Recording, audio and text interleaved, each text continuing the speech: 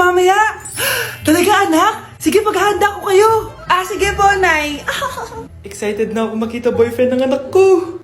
A few moments later. Anak, pupunta din pala boyfriend ko mamaya.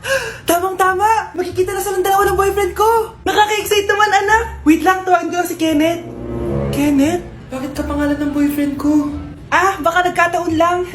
1 hour later. Tao po. Nay, nandito na po boyfriend ko. Sige, papunta na ako. Anak, nasa na yung boyfriend mo? Kenneth? Boyfriend mo to, anak? Opo, Nay. Siya po yung sinasabi ko sa inyo. Ha? Boyfriend ko din to eh. Ha? Walang hiya ka, manloloko. Lumayas ka dito. Layas! Teka lang. Bakit? May kakambal ako. Siya yung boyfriend mo, tita. Parehas Kenneth yung pangalan namin. Yun naman pala, Nay eh.